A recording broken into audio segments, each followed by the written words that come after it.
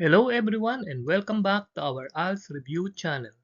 Today, we are reviewing Elementary Social Studies for Learning Strand 5, focusing on kasaysayan at geografiya ng Pilipinas. I have prepared 10 essential questions based on the latest 2026 Bureau of Alternative Education Curriculum Standards. Grab your notebook, analyze the historical clues, and solve them along with me. Click that subscribe button right now so you never miss out our Thursday and Sunday study tracks. Let's see your score today. Let's begin with question number 1.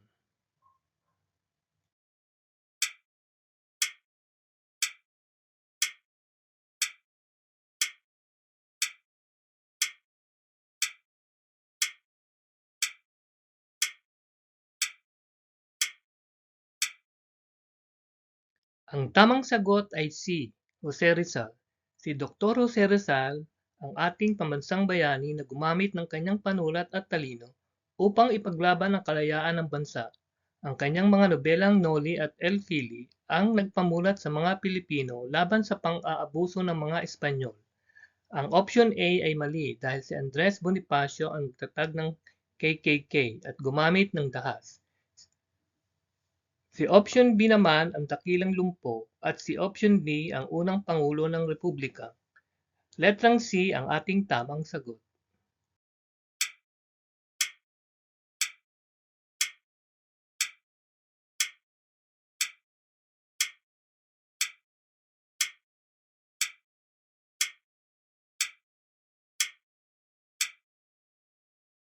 Ang tamang sagot ay B, Bulkang Mayon. Ang Bulkang Mayon sa Albay ang sikat sa buong mundo dahil sa kanyang perfect cone o perpektong hugis kono. Ang option A ay mali dahil ang Taal ay matatagpuan sa Batangas at kilala bilang isa sa pinakamaliit na bulkan. Ang option C naman ay bundok, Apo, na pinakamataas na bundok sa bansa. At ang option D ay nasa Zambales. Para sa perpektong kono, letrang B ang ating sagot.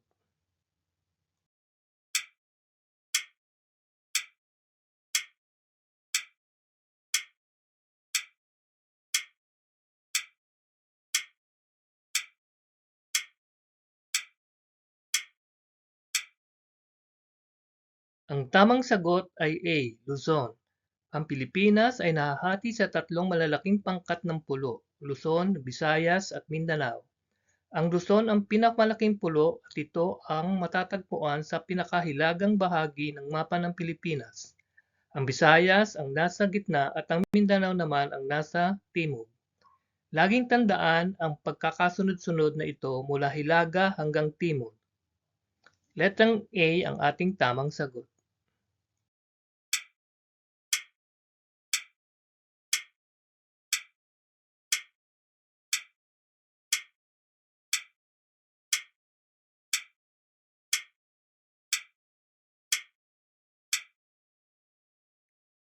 Ang tamang sagot ay B, June 12, 1898.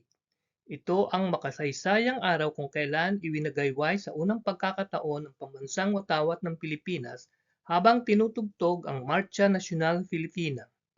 Ang option A ay ang araw ng kamatayan ni Jose Rizal. Ang option C naman ay ang araw ng kalayaan natin mula sa mga Amerikano. At ang option D ay ang EDSA Revolution. Ang ating opisyal na araw ng kalayaan ay naganap noong letrang B.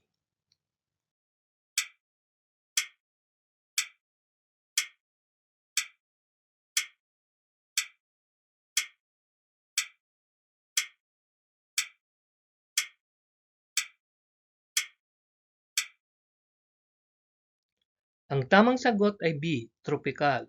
Ang mga lugar na malapit sa guhit Ecuador ay nakatatanggap ng direktang sikat ng araw kaya ito ay may klimang tropikal. Mayroon lamang tayong dalawang opisyal na panahon, ang tag-araw at tag-ulan.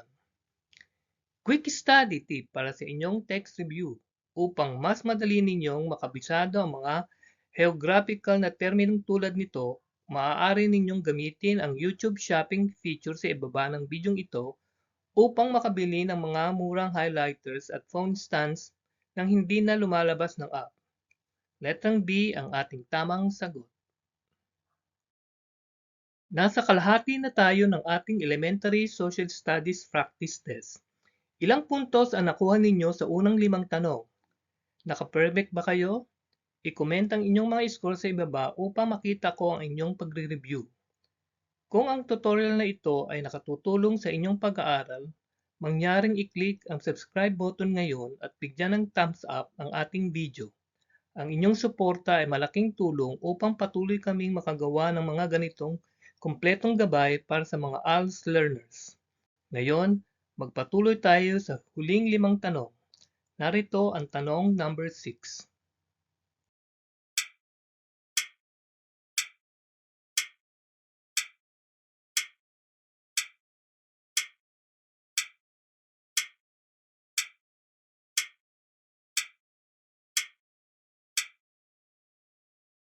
Ang tamang sagot ay A, 333 taon. Ang Pilipinas ay sumailalim sa kapangyarihan ng Espanya mula 1565 hanggang 1898. Ito ang pinakamahabang pananakop sa ating kasaysayan na nagpabago sa ating relihiyon at kultura. Ang option B naman ay ang tagal ng pananakop ng mga Amerikano at ang option C ay ang panahon ng mga Hapones noong World War II. Tandaan ang numerong 333. Letrang A ang pinal na sagot.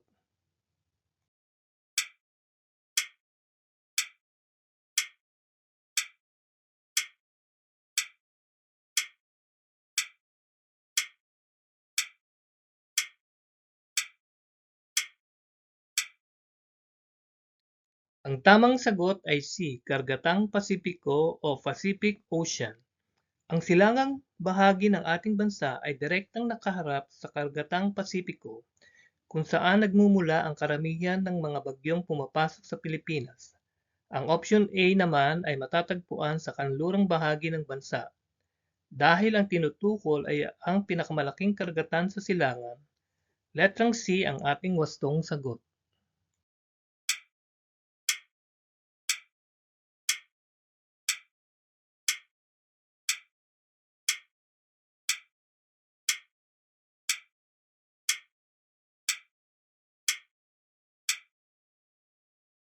Ang tamang sagot ay B, pinunit ang kanilang mga sedula. Ang sedula ay ang sedula o tax certificate na ibinibigay ng mga Espanyol.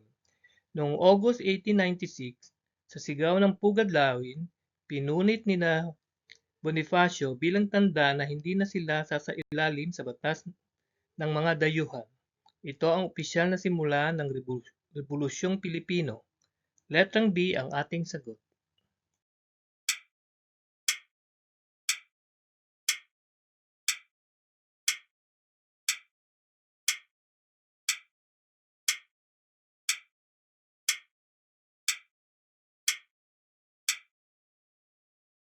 Ang tamang sagot ay C, enerhiya mula sa araw at hangin.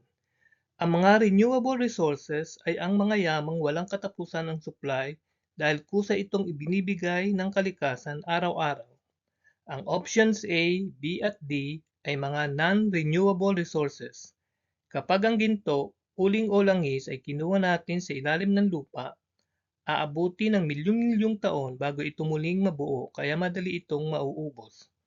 Letrang C ang ating tamang sagot.